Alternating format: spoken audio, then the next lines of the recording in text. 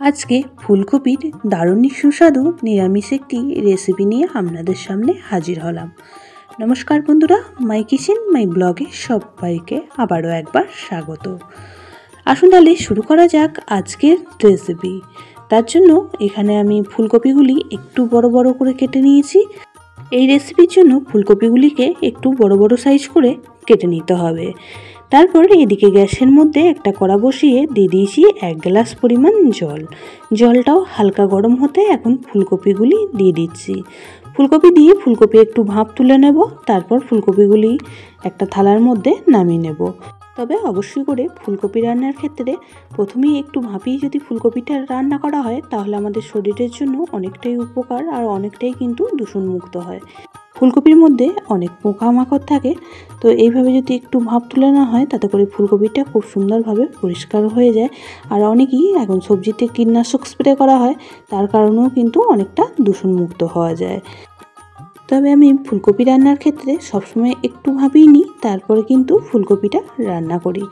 দেখুন 3 থেকে 4 মিনিট সময় নিয়ে একটু ভাপিয়ে নিয়েছি, তাতে করে ফুলকপিগুলি খুব সুন্দরভাবে পরিষ্কার হয়ে গিয়েছে। এখন ফুলকপিগুলি একটি থালার মধ্যে রেখে জলটা খুব ভালোভাবে ঝরিয়ে নেব।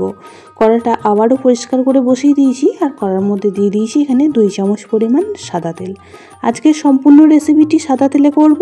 অবশ্যই করে আজকের রান্নাটা সাদা তেলে করবেন। তেল এখন গরম হওয়ার অপেক্ষা করব। তেল গরম হতেই জল ঝরিয়ে রাখা ফুলকপিগুলি ভেজে নেব। এখানে কিন্তু ফুলকপির মধ্যে খুব সামান্য পরিমাণ একটু লবণ দিয়ে ফুলকপিগুলি ভেজে নিয়েছি। কোনো রকমভাবে আজকের রেসিপিতে হলুদের ব্যবহার করব না।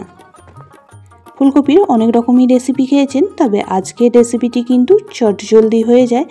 আর এরকম একটি নিরামিষ পদ দিয়ে কিন্তু লুচি, রুটি, পরোটা সব কিছুই কিন্তু খেতে খুবই ভালো লাগবে। ফুলকপিগুলি হালকা কালার এসেছে।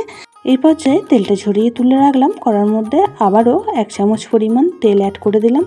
এখন ফোড়নে কিছু গোটা গরম মশলা দিয়ে দিয়েছি। আর গোটা গরম মশলার মধ্যে এখানে ব্যবহার করেছি দারচিনি স্টিক, 5 থেকে 6টা গোলমরিচ, আর তার সাথে 3টে ছোটো এলাচ, 1 টুকরো জায়ফল, আর তার সাথে জয়িত্রীও দিয়ে দিয়েছি 1 টুকরো। অবশ্যই করে এগুলি দেবেন আজকের ফুলকপির রেসিপিতে, তাহলে কিন্তু এর স্বাদ গন্ধ দুটোই অসাধারণ লাগবে। 1/2 চামচ গোটা জিরে দিয়ে ফোড়নটিকে খুব ভালো করে ভেজে নেওয়ার পর এখন অ্যাড করে দিয়েছি 1 চামচ আদা আর কাঁচা লঙ্কার পেস্ট। আদা কাঁচা লঙ্কাটা খুব ভালো করে ভেজে নিয়েছি। আর এখন আমি আগে থেকেই একটা মশলার পেস্ট রেডি করে রেখেছিলাম।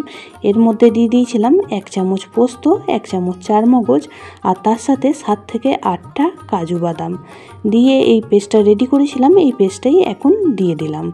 দিয়ে খুব ভালো করে এখন নাড়াচাড়া করে বেশ কিছুক্ষণ সময় নিয়ে কষিয়ে নেব। কষাতে কষাতে এর মধ্যে গুঁড়ো মশলাও অ্যাড করে দিচ্ছি। দিয়ে দিলাম এখানে 1 চামচ পরিমাণ জিরে গুঁড়ো, আর তার সাথে দিয়ে দিয়েছি 1 চামচ পরিমাণ লঙ্কা গুঁড়ো। আপনারা কাঁচা লঙ্কার পেস্টটা যদি বেশি পরিমাণে দেন সেক্ষেত্রে কিন্তু এখানে লঙ্কা গুঁড়ো ব্যবহার করার প্রয়োজন নেই। সেক্ষেত্রে কালারের জন্য 1 চামচ কাশ্মীরি লঙ্কার গুঁড়ো ব্যবহার করতে পারেন। এখন সমস্ত মশলা খুব ভালো করে মিশিয়ে নিয়ে কষিয়ে নেব।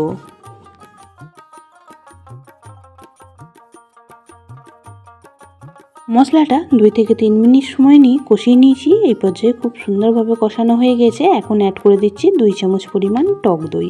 দইটা আগে থেকেই খুব ভালো করে ফেটিয়ে রেখে দিয়েছিলাম। অবশ্যই করে আগে থেকে ফেটিয়ে তারপরই অ্যাড করবেন, নাহলে দই অনেক ক্ষেত্রে দেওয়ার পর কেটে যায়। আর গ্যাসের ফ্লেমটা অবশ্যই করে লো টু মিডিয়ামে রাখবেন। এখন খুব ভালো করে নাড়াচাড়া করে মিশিয়ে নিচ্ছি। আর মিশিয়ে নিয়ে যতক্ষণ না তেল ছেড়ে আসছে ততক্ষণ অবধি কষিয়ে নেব। গ্যাসের ফ্লেমটা অবশ্যই করে লো টু মিডিয়ামে রেখেই কাজটা করবেন। আর যেহেতু কাজু চারমগজের পেস্ট আছে তাই নিচে থেকে লেগে যাওয়ার সম্ভাবনা থেকে যাবে।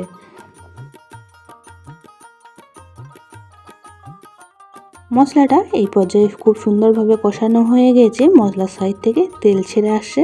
এই পর্যায়ে আমি এখন অ্যাড করে দেব 1 থেকে 1.5 কাপ পরিমাণ নারকেলের দুধ। আপনাদের হাতের কাছে নারকেলের দুধ না থাকলে সেক্ষেত্রে গুঁড়ো দুধ ও ঈষৎ উষ্ণ গরম জলে গুলে এখানে অ্যাড করতে পারেন। তবে দুধ দিয়ে আজকের রেসিপিটি তৈরি করলে এর স্বাদ কিন্তু দ্বিগুণ বেড়ে যায়। এখন দিয়ে দেব স্বাদ অনুযায়ী লবণ, আর তার সাথে স্বাদের ব্যালেন্সটাকে ঠিকঠাক রাখার জন্য 1 চামচ এখানে চিনি ব্যবহার করছি। খুব ভালো করে মিশিয়ে নিয়ে গ্রেভিটা ফোটার অপেক্ষা করব। পুরনো বন্ধুরা সবসময় পাশে থাকার জন্য অনেক অনেক ভালোবাসা। নতুন বন্ধুরা যারা চ্যানেলে ভিজিট করছেন, চ্যানেলটি এখনও পর্যন্ত সাবস্ক্রাইব করেননি, তাদের কাছে অনুরোধ রইল চ্যানেলটি সাবস্ক্রাইব করে পাশের বেল আইকনটি অল করে দেবেন। তাহলে আমি যখনই কোনো ভিডিও দেব, নোটিফিকেশন সবার আগে আপনাদের কাছে পৌঁছে যাবে।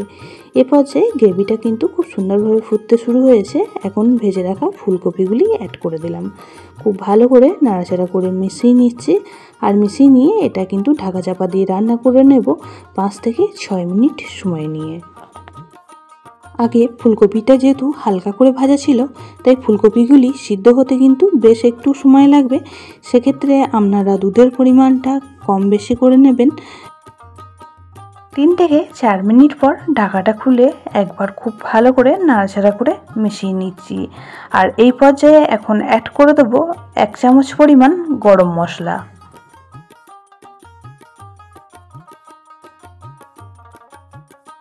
আবারও খুব ভালো করে নাড়াচাড়া করে মিশিয়ে নিয়ে ঢাকা চাপা দিয়ে আবারও রান্না করে নেব 4 থেকে 5 মিনিট সময় নিয়ে।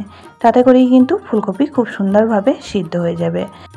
ফুলকপির অনেক রকমই রেসিপি খেয়েছেন, তবে আজকের রেসিপিটি একদমই ভিন্ন স্বাদের তৈরি হয়, যেটা কিন্তু লুচি, রুটি, পরোটা, ফ্রাইড রাইস, পোলাও সব কিছুর সাথেই পরিবেশন করতে পারেন। খেতে কিন্তু অসাধারণ লাগবে। 4 থেকে 5 মিনিট সময় নিয়ে রান্নাটা করে নিয়েছি। এখন ঢাকাটা খুলে খুব ভালো করে একবার নাড়াচাড়া করে দিচ্ছি। এই পর্যায়ে কিন্তু ফুলকপি একদমই সিদ্ধ হয়ে গিয়েছে আর রেসিপিটিও আমাদের প্রায় রেডি হয়ে এসেছে। খুব কম সময়ে সামান্য কিছু উপকরণ দিয়ে কিন্তু দারুণই টেস্টি একটি ফুলকপির রেসিপি তৈরি হয়ে যায়। সম্পূর্ণ নিরামিষ রেসিপি, তাই যে কোনো দিন কিন্তু এটা বানিয়ে ফেলতে পারেন। সামনে পুজো আসছে, পুজোতেও কিন্তু একদিন এইভাবে বানিয়ে পরিবেশন করতে পারেন। এখন উপর থেকে দিয়ে দিলাম খুব সামান্য পরিমাণ একটু কেওড়া জল। আপনারা না পছন্দ করলে কিন্তু কেওড়া জলটা স্কিপ করতে পারেন। খুব ভালো করে মিশিয়ে নিচ্ছি আর এই পর্যায়ে গ্যাসের ফ্লেমটা অফ করে দেব আর একটা প্লেটের মধ্যে সার্ভ করে দেব।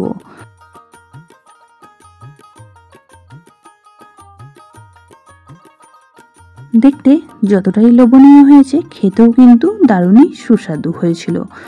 বাচ্চা থেকে বড় সকলেই কিন্তু খুবই পছন্দ করবে আজকের রেসিপিটি।